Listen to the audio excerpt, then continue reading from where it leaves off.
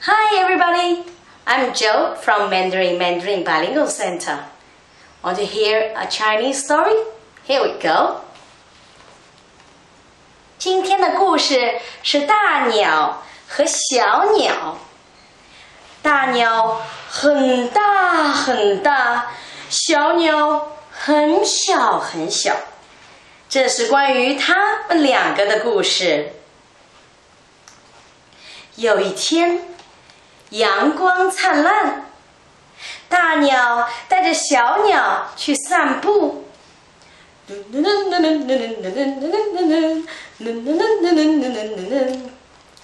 首先，他们遇见了长颈鹿。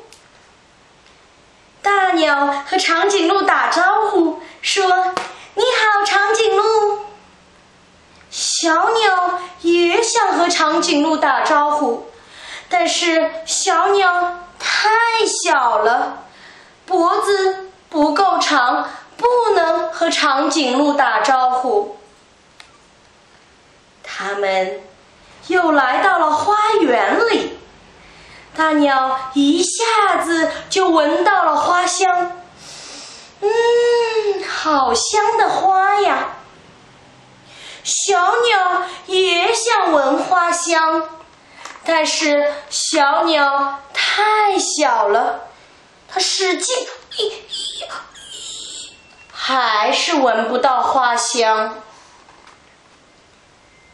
这时候，他们发现了一条毛毛虫，小鸟一个劲儿地往前奔想要吃这条毛毛虫，可是大鸟一口就把毛毛虫给吃了。小鸟非常的失望，我想吃这条毛毛虫，可惜毛毛虫没有了，被大鸟吃了。小鸟太小了，大鸟太大了。他们又来到大象的花园里，和大象一起玩。大鸟可以和大象一起玩喷水，不，小鸟看大鸟和大象玩得很高兴，它也想玩，可是小鸟太小了，大象和大鸟都非常的大。他很失望，他也很想和大象一起玩。他们经过了一片非常神奇的果林，看见了一棵神奇的果树，果树上有香蕉、苹果、橘子、梨和葡萄。大鸟吃了好多的水果。小鸟也想吃水果，它使劲地跳，怎么也够不着，因为小鸟太小了。大树非常的高，大鸟很大，它可以吃得着，小鸟吃不着。小鸟非常的伤心，它特别想吃树上的水果。它就想，如果我可以飞，就可以吃了。小鸟就试着拍翅膀，嘿呦，拍呀拍，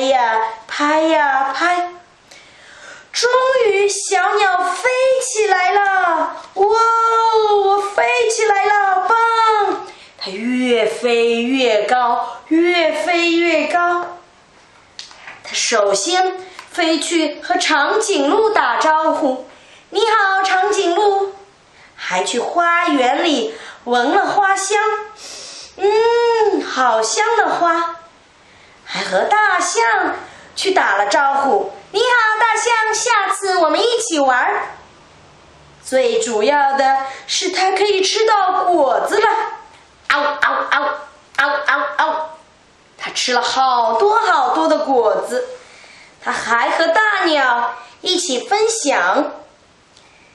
它们吃了香蕉、苹果和橘子，好多好多的水果，啊呜啊呜啊呜啊呜，吃得饱饱的。今天大鸟和小鸟的故事就讲到这里。如果你想听更多的故事，可以到我们的网站。If you want to know more stories, come to our class. Please visit our website, mandarinmandarin.com. 谢谢，再见。